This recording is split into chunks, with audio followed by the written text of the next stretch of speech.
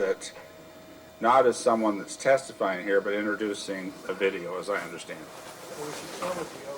it. Oh, excuse me, we need to start with the oath. Would you please swear in the witnesses? Ms. Howe and gentlemen, if you would please stand and repeat after me.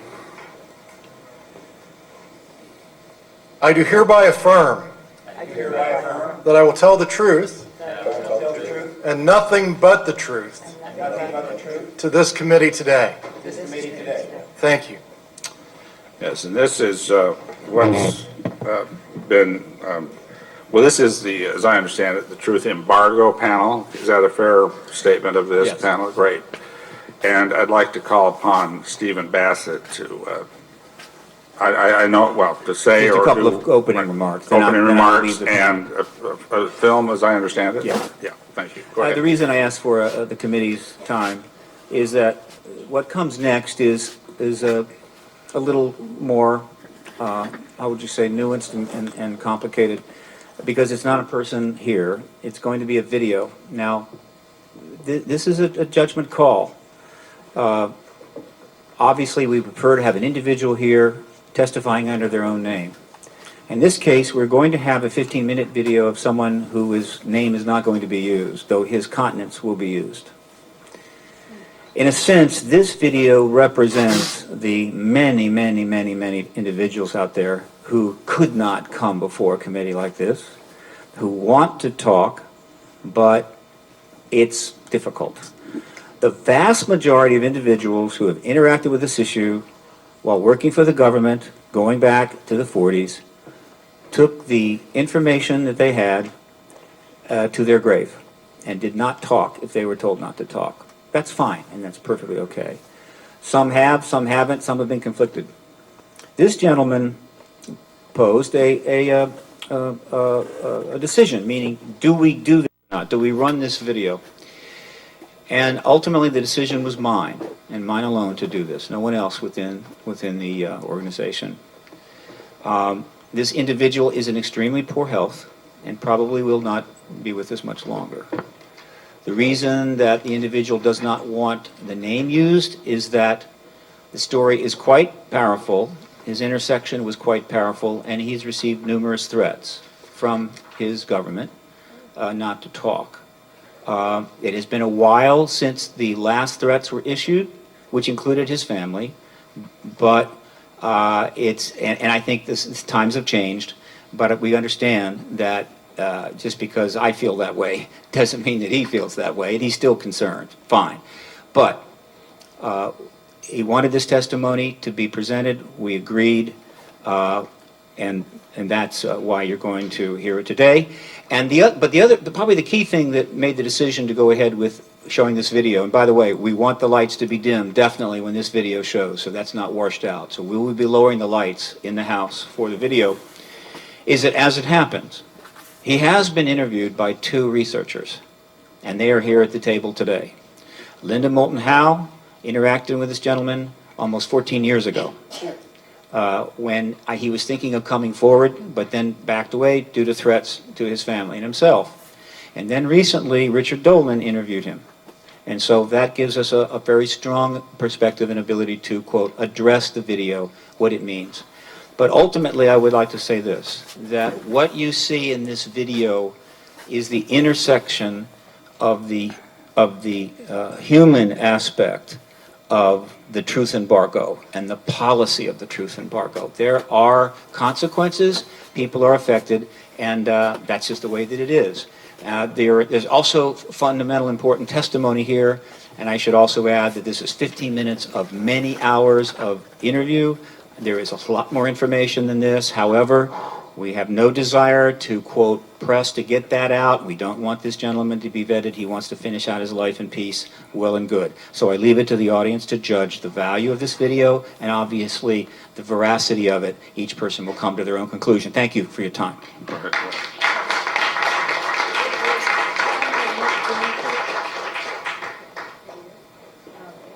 Yeah, we'll turn this. Yes, well, as we get older and older, I'm 77 right now. You can't live forever, you know. So if procedure I'm going to have to clean the blood doesn't work, then I've got probably a few more months to make it before my kidneys shut down, you know. So that's kind of why I'm kind of going along with the interview at this time. You're seeing that what you went through is just too important for people not to know about. Yeah. Yeah.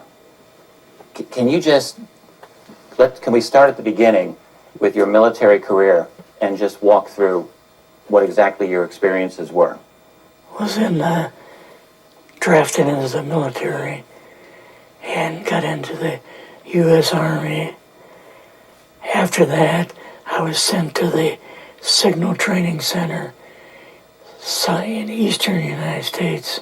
What year would this be? 58. I went through the Signal Training course, and at that time, I went through the radio teletype course and also the cryptography course, crypto. They had 5 instructors that were getting out of military service. So they pulled the top 5 students, and I was 3rd in the class. So I got pulled as an instructor. Now, were you at this time also working yet for CIA? No, Not yet? no. After one day, my boss came to me, and he said, how would you like to, make some extra money? And I said, oh, money is good. So he's explained to me that he could put it through, would have to get a top secret White House Q clearance for the job, And I thought, boy, must be a pretty exclusive thing, And I said, well, what is this? And he said that I'm director for the CIA for Eastern United States, And I said, oh, I didn't know that. And he said, you weren't supposed to. After about 6 weeks, my security clearance came through, and I got my CIA card. It was an ID card, like a credit card, where I could just go up to the door and slice it, walk right in. And my name at that time, I used an artificial name too. Never used my real name. I started working with him on the project he was on, and that was Project Blue Book, which was kind of partially a fraud. You're saying some of the Blue Book cases were, Yes. were completely fictitious? Yes. But the cases that we got came from, I think it was Fort Belvoir, Maryland. Fort Belvoir? Yeah. And it didn't come from the Pentagon, or it didn't come from CIA headquarters. But we would get reports about a certain sighting that they had in Mexico or Italy or something like that.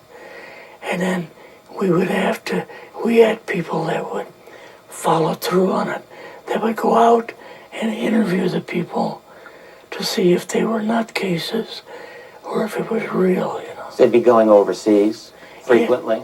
I wasn't, but I always stayed wise. But the people we had working with us from the CIA would do that. We would get like a new report probably a couple times a week. I was coming into the Army fresh off the farm, so I really didn't have much knowledge of anything. But my boss filled me in on Project Blue Book and what they had found so far, as far as grays and aliens and the Roswell incident. How did you feel when this first got dumped on you? When you first learned about this? I was just kind of overwhelmed with all of this, And I said to him, I don't know if I'm going to be able to be a judge of this type of thing. What's real, what's not, when I don't have much knowledge of it, So What did he say? he said, well, we have to build the information as we go, and you'll see how this thing is working out. And then the other thing is, of course, you really weren't able to tell family or close friends, obviously. No, I couldn't tell anybody. In fact, I had to take a vow that I wouldn't tell anybody. A lot of it for 40 years, and more of it for 50 years, which is up in 2010. You're doing all this crypto work, you're looking at images, photographs, video. It's 1958, maybe the fall of 58. What happened after this? At that time, the Project Blue Book thing kind of went pot, If you remember, back in those days, they kind of declared it as a nothing, Right. And They were telling the world all UFOs are misidentifications, hoaxes, balloons, psychological issues, whatever. yes. Yeah. So my boss came to me and he says, we've both got a new assignment. And he says, oh, I said, where are we going? Oh, he says, we're going to the Capitol. We're going to be part of the Eisenhower push. He's trying to find out something all about these aliens that MJ-12 was supposed to find out, but never sent back reports to him. The MJ-12, the UFO control group, were they calling it MJ-12 at that time? Yes. They called us in, went into the Oval Office, and President Eisenhower was there and Nixon, and they said, we called the people in from MJ-12 from Area 51 and S4, but they told us that the government had no jurisdiction over what they were doing. So being a past general, you didn't tell them to go to hell without any real good reason, Mm-hmm. So he said, I want you and your boss to fly out there. I want you to give them a personal message.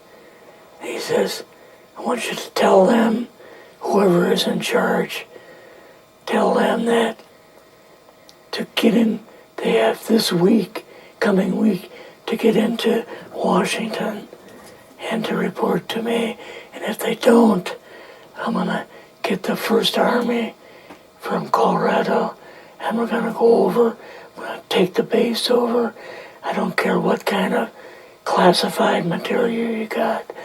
We're going to rip this thing apart. Eisenhower was going to invade Yes, Area 51. Yeah, with the First Army. So you go out with your superior. Yes. You fly out. You land. What happens? Can you describe this whole process? What you saw? They took us the 13 or 15 miles south to S4 and like different garage door openings. Okay. And in these garage door openings, they had like different saucer crafts. The very first one had the Roswell craft in. It was kind of crashed up, but apparently every alien that was in it died except for a couple. So you see the Roswell craft, and what are some of the others that you see? Well, the Roswell craft was really strange because it looked like real heavy aluminum foil. We could rock next to it, and you could rock it. The whole thing probably weighed 150, 300 pounds. Could they tell what the source of power was of this craft? Yeah, it was a like a reverse gravitational thing of some kind. In fact, one later on, I got the mathematical code for reversing gravity in a 3x5 card. I guess there are different types of grays and so on. How did you see that evidence? Well, at the later on at S4, we viewed the autopsy film, and then the colonel said, "What we've got in here is we're interviewing a gray alien." All right, right there. How did you feel at that moment? Well, I thought, boy, we had no idea we were going to see the real thing. All we saw was film. You had to have a little bit of heart racing Yes. at that moment. My boss was able to go in and had a partial interview with him. So what did this gray alien look like? Could you describe him a little bit? This one looked a little bit oriental. So I'm just wondering if it looked almost human, what about this didn't look human? No, it didn't look human as far as the skin tone and basically the shape of it and the size. How was its head size compared with a normal human, for example? Brain was kind of a little bit bigger. And some of the nose was very, very small. And the ears were just like holes. Mouth was very small. Now, why were they bringing you out here at all, anyway, to see an alien? What was the point? To go back and tell the president they actually had one. So he did not know at this point No, if there was an alien no, at S4. no. What did you do then at Area? Were you done, or did you have other things to do with Yeah, S4? so basically we were kind of done. Went back to Area 51. They took us into the main building, and there we saw a U2, which of course we didn't know existed, and a model of the SR-71. Yeah, the Blackbird. So, but like I mentioned earlier, it was not a model of the current Blackbird, It's an earlier version. but an early version. Did you go directly to Washington after this? Yes. Or did you go somewhere else? How did they get, did you fly regular airline or? We flew back to the commuter plane back to the air base, and then took President Eisenhower's Lockheed Electra back to Washington. You and your supervisor, Yeah. superior officer, and now you're meeting with the president? Yes. Can you describe this? Well, we met with him in, the second story of the old OSS warehouse building.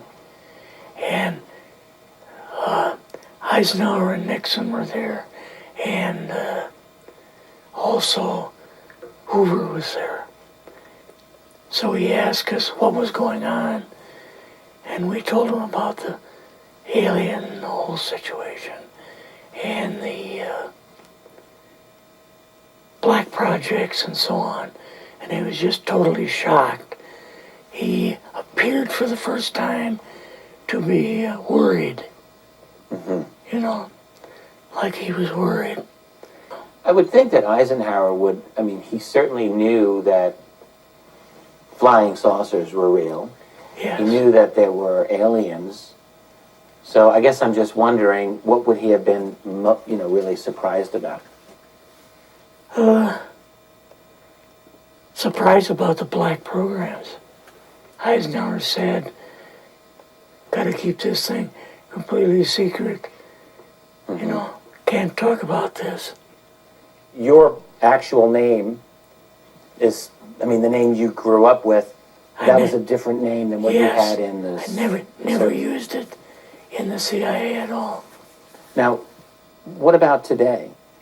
You're going on the public record, and this is still sensitive information, even though earlier you talked about, you know, security oaths that maybe expire after a certain period of 50 time, years. but you're still concerned. Linda Moulton Howe's phone call, her phone was tapped, and they got my phone number, and through the telephone company, they're able to find me, and so on. When they found you, what happened? I was going to a grocery store. Two guys in a black suits come out of a black Lincoln town car and came over to see me. And they told me that I better not publish anything or talk to Linda about any more things. So at that time, I did, I stopped. That was enough to intimidate you. Yes. Rather remain anonymous. Never show my face on anything. Really, thank you for doing this. Yes. This was, I guess, kind of a good idea because I feel much better having talked about it. I kind of feel like there's a load off my shoulders Really? because I had an awful lot of secrets that I had kept over the years.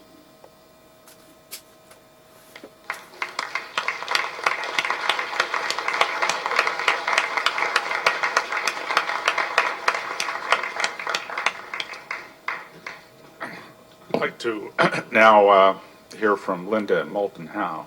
And could the timekeeper give me an indication of the time limits on the remaining witnesses? If we're going to have a 1 hour lunch, we have an hour and 5 minutes remaining.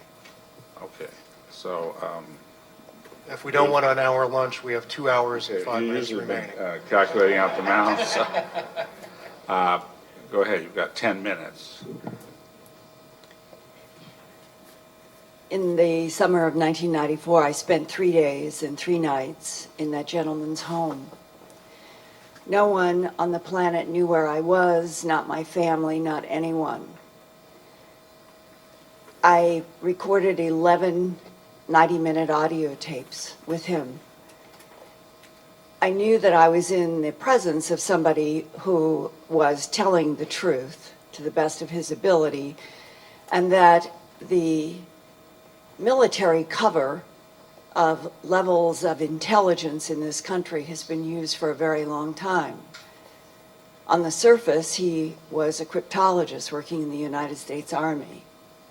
But as he described in the film, he took on a role, highly classified, working for the CIA, and his boss was reporting to Langley from reports that were coming into Fort Belvoir. And he described to me in great detail the autopsy footage that he had seen of non-humans, describing the unusual brains and the unusual internal organs, and the fact that they were screening film disguised as being on a southeastern military base, and that the film that they were screening on a regular basis was coming from around the world. He had seen film from Italy in which non-humans were outside of a craft, and the film had been taken from a nearby peak in a mountain. He talked about Area 51 from his firsthand experience of being there on the other side of what would be a one-way mirror, while his boss from Langley was inside with a non-human, and that he himself had seen some of the craft, like a museum that's inside a Papoose mountain. After those 3 days and 3 nights where no one knew where I was, I left to do something that would be normal in the normal 9-to-5 world.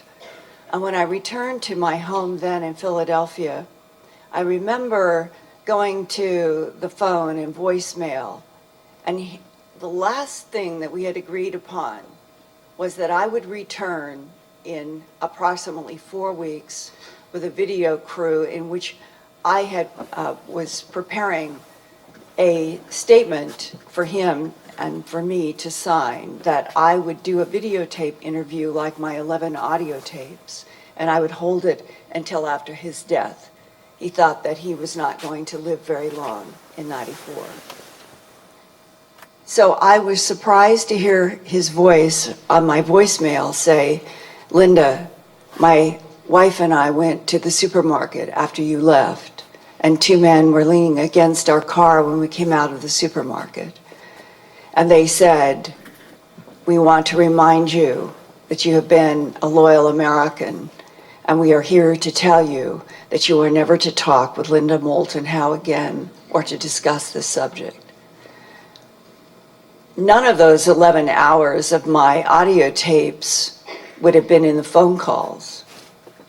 So it means that they were listening to our 3 days and 3 nights in the house. And I promised him from that point on that I would never discuss him or the material. And in fact, later on, I received information from someone unknown that he was dead.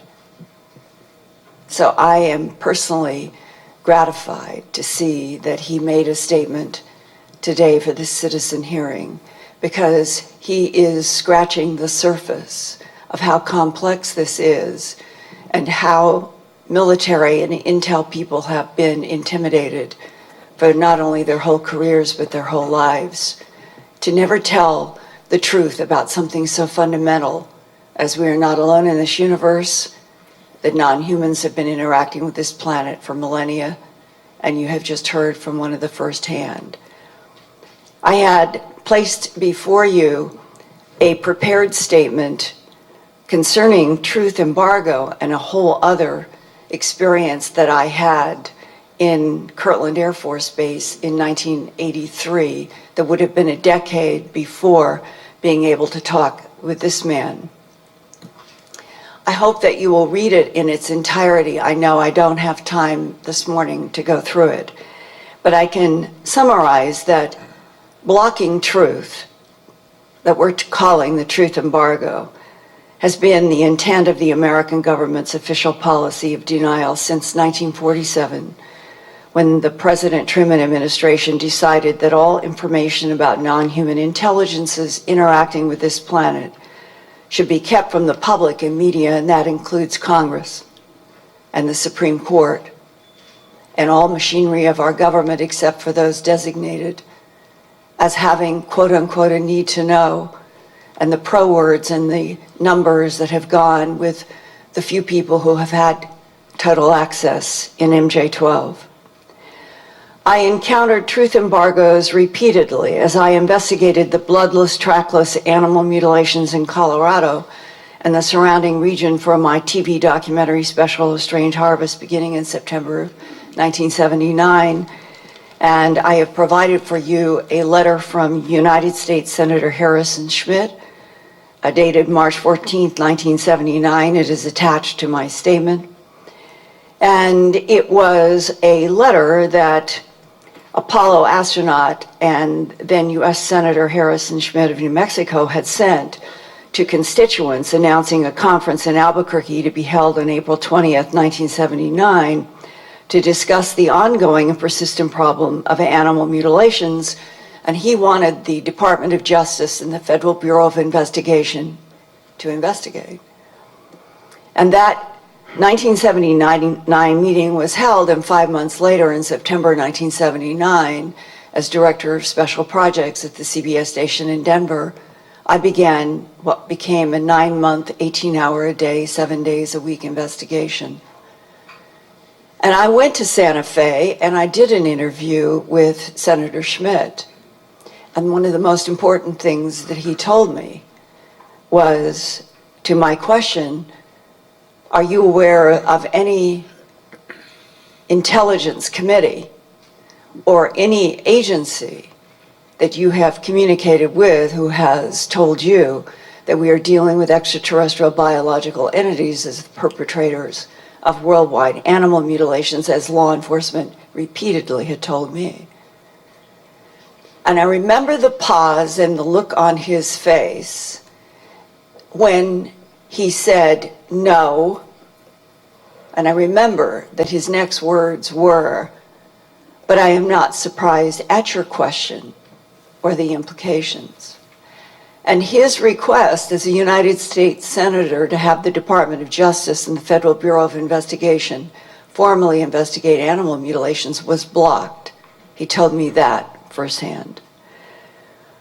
The rest of the pages of the statement that I have submitted to you occurred after I was contracted with Home Box Office on March 21st, 1983, to do an hour special that would follow up A Strange Harvest about the animal mutilations, and they had a working title in the contract that I would produce for them, an hour special called UFOs, the ET Factor. And at the time, there was an attorney in New York named Peter Gersten. He was the first attorney to file against the CIA, the NSA, National Reconnaissance Organization, the Defense Intelligence Agency, and other military agencies under the brand new Freedom of Information Act, FOIA, for documents that those agencies had. And what Peter Gersten found was, initially the Central Intelligence Agency denied that it had any information or documents, but that the National Security Agency had 118. So he would send the Central Intelligence Agency's formal letter to the National Security Agency asking for the documents referenced by the CIA. And the National Security Agency would send him a formal letter referencing the fact that the Central Intelligence Agency had 35 documents shared with the National Security Agency. And eventually, he assembled dozens of documents that came from those agencies, each one pointing a finger at the other. It went to the Supreme Court, and the Supreme Court denied to hear what essentially was a New York attorney representing Citizens Against UFO Secrecy and what was called Ground Saucer Watch under the first Freedom of Information Act, simply asking for information from our government about documents that they all said they had. And even though the Supreme Court denied that they would take on that lawsuit, out of it came many pages of blacked out information that has been held up by Stanton Friedman and others of us over the years, that agencies who are not allowed to speak and who have been responsible for counterintelligence since World War II to convince us that there's nothing to this phenomena are the very agencies. The witness has about 1 minute remaining. They are the very agencies who have the information and have been interlinked with Majestic 12 that was appointed by President Harry S. Truman within a very short period of time after the crash retrievals in July of 1947, and that Majestic 12, MJ 12, whatever the letters and numbers are in 2013, the same kind of inner sanctum agency still exists interacting with other inside inner sanctum black agencies. There is a parallel black budget, there's a parallel government, and this is how the truth that this gentleman described and that many people in our government have known since at least 1941, when there was another crash retrieval from Missouri and an instrument called a neutronic propulsion unit was hand-delivered to Oppenheimer for his use in developing and researching what became the atomic bomb. And finally, the truth embargo, so that you would have reference to the two agencies that in the beginning had the most information, the Atomic Energy Commission and the Department of the Navy. All of those documents of all of the truth that he has said that I have tried to report about now for 33 years, they are essentially off limits to any access by Congress or even the president, because they are classified as only under a need to know, and probably Suitland, Maryland archive has them. And the witness is time. Thank you.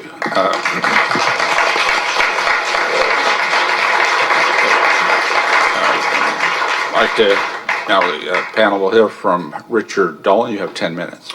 Greetings, honored members of the committee. I'm very pleased about the interview that everyone was just shown and grateful that Linda Moulton Howe was able to elaborate on that. I'm happy to discuss this also if the committee members have questions, but I have a different angle of approach this time. The truth embargo, as I see it, as I understand it, let's call it a big picture analysis.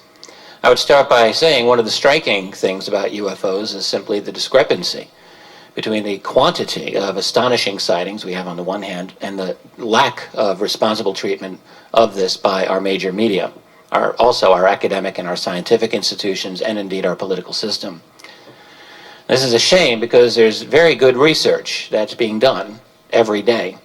And many of those researchers have been here this week. Others are out there too, such as the National Aviation Reporting Center on Anomalous Phenomena, NARCAP, which was referenced in the previous panel by Jim Courant. They collect and analyze encounters that the aviation industry has had with unknown objects. There are thousands of such cases. Another group is Project 1947, which has documented UFO phenomena during the early Cold War years. There are outstanding websites such as ufoevidence.org. There are also many excellent research groups in Europe and elsewhere in the world. None of them get any love from America's dum-dum media, which prefers to lump the whole subject into a big tinfoil hat and instead write about the latest escapades of Kim Kardashian. But this is a symptom. It's a symptom of a deeper problem. And to understand why there is a truth embargo, we need to come to terms with the fact that America's major media groups lost their independence a long time ago. We all know about media consolidation. We all know about the intimate relationships that have existed for years between the elite members in the corporate media empire and the political leadership, and particularly with the military and intelligence community. Last year, one example only, it was learned that the Pentagon spends some $4 billion a year to sway public opinion. Now, aside from asking just why Americans ought to be paying their own government to brainwash them, I mean, talk about getting shafted both ways, this is just one facet of many that highlight a revolving door through which passes the military-industrial complex, the media, the academic community, and more. National security money, which is our nation's greatest and most egregious waste of all, has infiltrated everything, and that certainly means the once-upon-a-time integrity of our journalists and media corporations. This is repugnant to any freedom-loving people. But those individuals benefiting from this system are not freedom-loving, unless they mean their own freedom. The bottom line is that because UFOs are a definite matter of national security, those national security decision makers have made it certain that this subject remains out of sight as much as possible. Is this not obvious by now?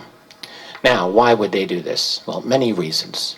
Let's touch on the matter of oil, because even a child can understand that these objects don't need oil to go from point A to point B. Whatever powers flying saucers, that's something different, something better.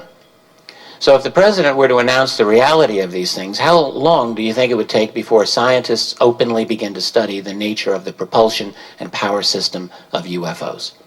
This would immediately challenge oil, not simply as the world's leading source of power, but it would severely threaten the entire global financial system, which is based upon oil. And probably 90% of the value of any product you can think of is determined by the energy that went into making and transporting it, and in most cases that means oil. To say nothing of the millions of jobs that rely on the petroleum industry. We're talking one big overhaul of everything that matters in the global economy. Can we think for an instant that those individuals in the know haven't thought about this? Especially if there is that holy grail involved, some form of free energy. And what if this new form of energy can't be easily monetized? What if? Could the global financial structure afford free energy? A perverse question, to be sure, but one that has to be important to those individuals at the top of the human power structure. And of course, there is the political nightmare. Any announcement of this reality would come at the cost of worldwide public anger. No one wants to learn that they had been lied to for an entire human lifetime. They would want to know just how this secret was kept. That's a very big key right there. That would lead inevitably to questions about why Congress was kept out of the loop, why our major institutions missed the boat, and just who has been managing the secret. And that would lead, obviously, to a wholesale investigation of black budget America, shining sunlight into a very dark place. And what might we find? Well, just consider that Roswell was indeed what the researchers here 2 days ago discussed so eloquently and cogently, that it was the retrieval of alien technology and perhaps bodies. In fact, there are a number of well-researched UFO crash events, so suppose for a moment that it happened. That would mean that the cover-up involves much more than mere knowledge of other beings here on planet Earth. It would mean there is possession of such advanced technology as to be nearly incomprehensible, at least at first. Hard to consider, and yet an inevitable conclusion. So what happens when teams of brilliant scientists with total secrecy and nearly limitless black budget funds are able to study recovered alien technology for many years and even decades? Could it not be that, given enough time and effort, even if they couldn't replicate what they found, they might have learned a few things? Some such claims have been made, and it's reasonable to suppose that breakthroughs would have been made. Breakthroughs such as solid-state electronics, fiber optics, high-tensile fibers, lasers, and an array of other money-making opportunities for the defense and other industries. None of this has been proven, but it is also true that the private research undertaken in classified environments is not easy for outside researchers to observe. And in fact, it would be very easy to hide the Roswell connection in the historical treatment of these and other technologies. Another relevant consideration of such breakthroughs is that they would reduce to zero any incentive to reveal the secret to the public. Why give up the goose that lays golden eggs? But now matters become even more interesting, because what if some of the breakthroughs were even more significant? What if they included secrets to what is known as field propulsion or electrogravitics? What if they led to a new source of energy, something that could replace petroleum? To those managing these special access programs, they could never allow such breakthroughs to see the light of day. Of course, those scientists doing the research would need to continue and learn everything they could about electrogravitics, anti-gravity, new sources of energy, and any related topics. Consider also what happens when such breakthroughs become classified. We know it happens all too frequently that public science has become hostage to national security. What we're looking at is a situation in which the classified black budget world, at least part of it, has gone so far ahead of the rest of us, we may, with justice, almost look upon them as a separate society, something I have sometimes called a breakaway civilization.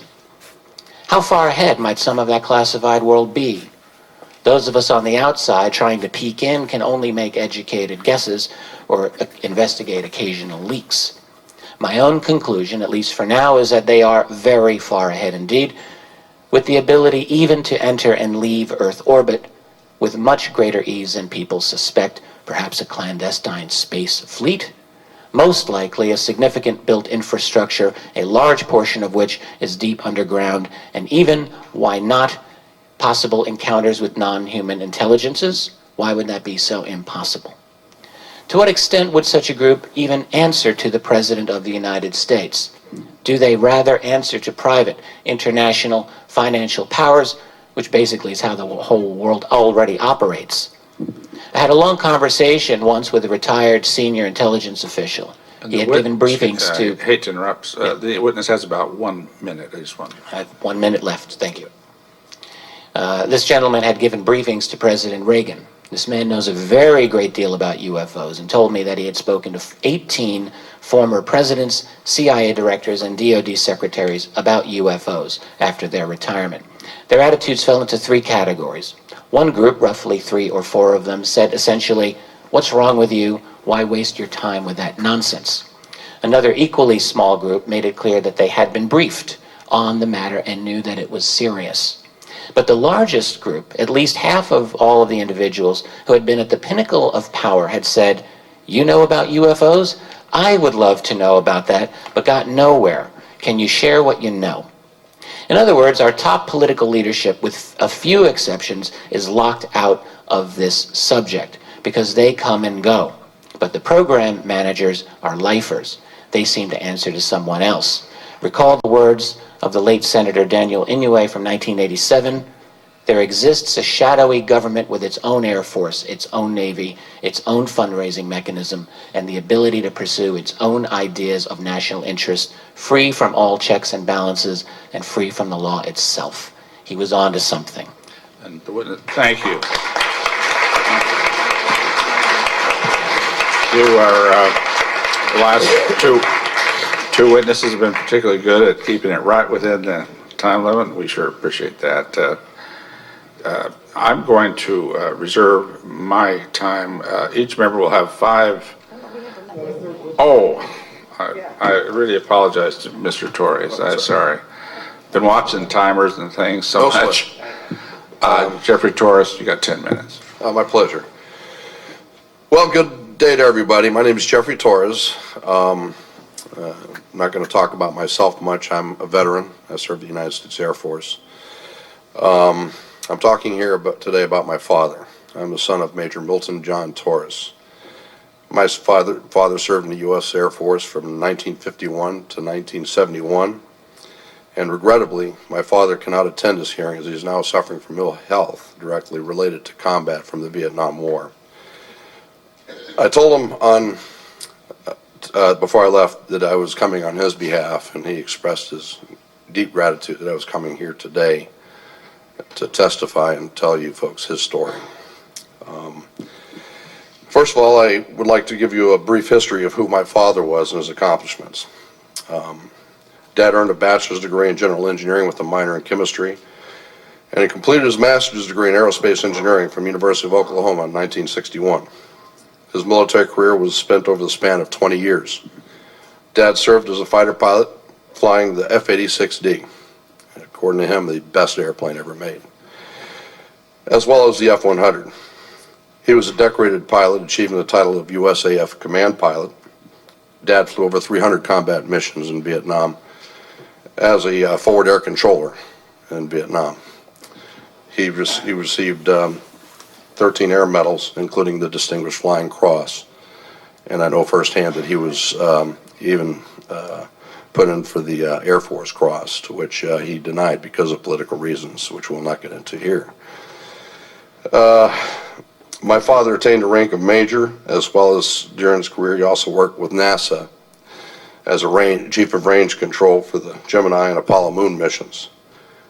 After Dad retired from the United States Air Force, Dad worked for Pan Am as an engineer and later acquired his doctorate in mechanical engineering from the University of Miami.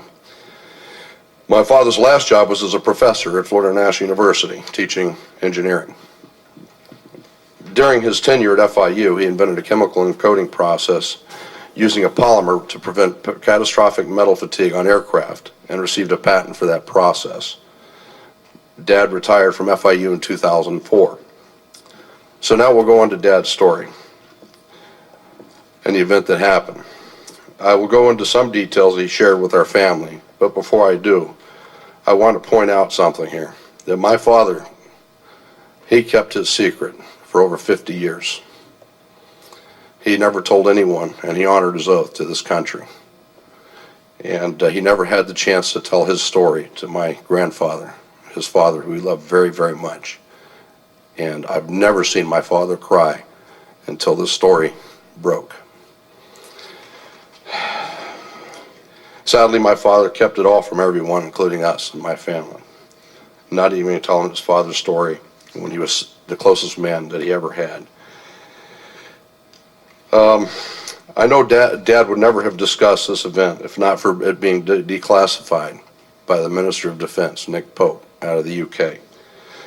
After the event was declassified, Dad shared the story often with us. It was May 20th, 1957. Dad was stationed at RAF Manston, England. Dad was working on intercept standby. Of course, this was a cycle between the pilots in this particular event. It was Dad's turn. Dad was again flying the F-86D. This aircraft was a D model, which meant it was an all-weather fighter. Dad told me that the RAF Manston was a main intercept squadron during the Cold War in England. Dad was on alert with his wingman and some of the ground crew in the ready room. That night was a typical English night, with the weather being poor and foggy. The notification came down from the ready room indicating a scramble. Dad ran for his plane. The scramble was initiated. Dad jumped in his cockpit. If you could please, I put the photo of Dad's aircraft if anybody would like to see the airplane, and I have one saved on the. Anyhow, so he jumped in his cockpit upon getting the authentication code to fire. He then realized that this was no drill. They normally would never give you an authentication code, and they told him it was a hot mission. He had orders to shoot this thing down. Dad told me whatever this thing was, they wanted it down, and he thought he was starting World War III. All kinds of thoughts were in his head. The intercept controller ordered Dad to fire full salvo of 24 rockets at this object. Dad later told me that he knew full well how serious this event was. Dad was in his aircraft. His aircraft came to life, and he was given an order to go gate, which meant full afterburners would be used.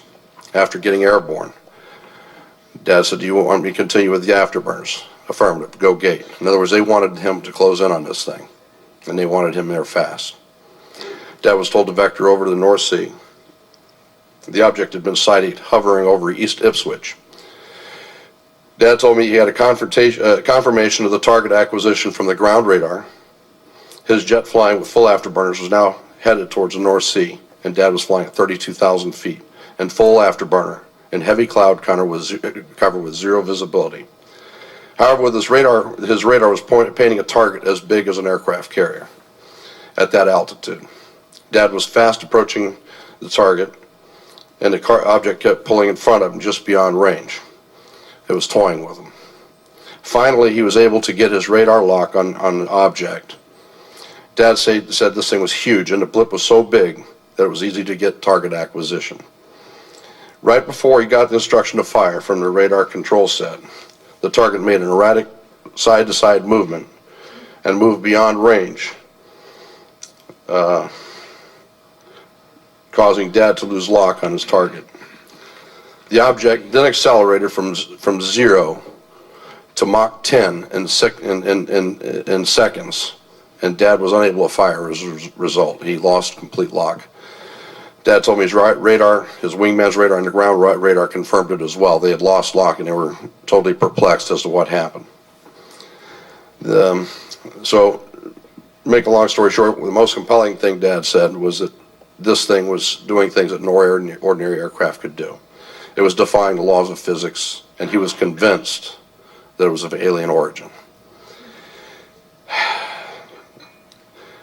Anyhow, during that time, there was nothing in the Air Force that could come close to it. The F-86 could barely make Mach 0.98 Mach. It would make Mach 1 in its complete dive at the time. And this thing did Mach 10. There was no known aircraft that could do this.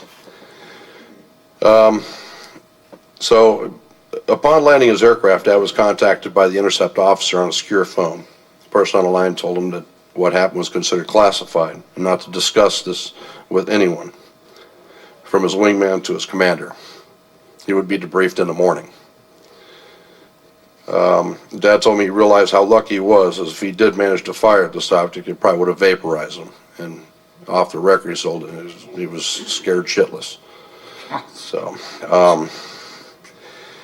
So he did tell me that the following day, Dad reported for duty. A call came in from a man that was from the NSA, and he called him a spook.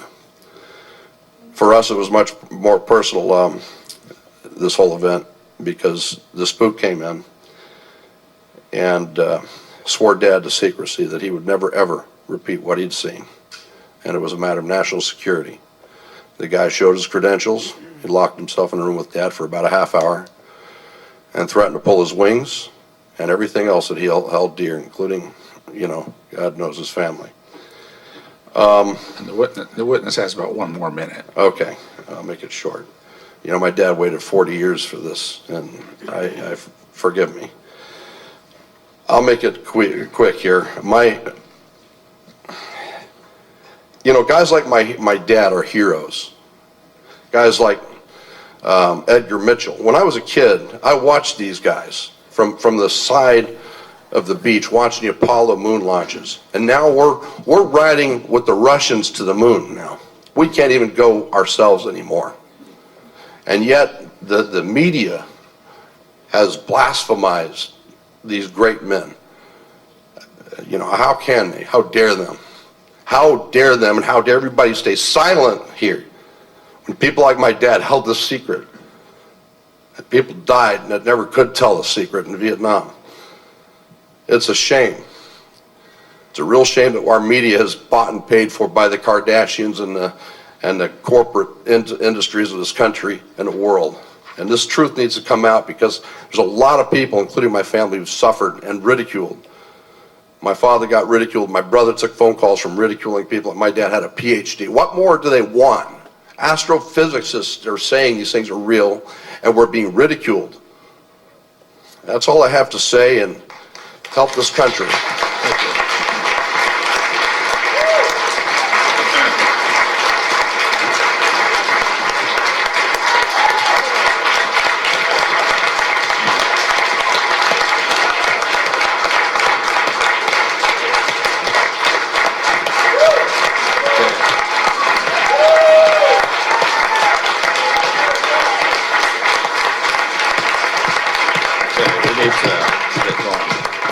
I want to thank the panel very much, and will indicate to the members that we've got 6 minutes each for questioning. I will reserve my minutes, and we'll reverse the order a bit here, and we'll start with Representative Kilpatrick. If you would start the questioning. I reserve my time, Mr. Chairman. Okay. So we're to Senator Gravel. Linda, would you, when this gentleman that was interviewed, and this would go to Richard also, when he was talking about that he saw an extraterrestrial being, was it dead or alive? So we had imprisoned this person or this being. Could you elaborate a little bit about that? Many more than one. We have had many more than one. In this particular case, this was at Area 51 inside of the Papoose Mountain. If you look at a map, the inside of the Papoose Mountain at Area 51 is an installation, multi-leveled, hidden by the Papoose Mountain. Many people have leaked to me and to others about working there.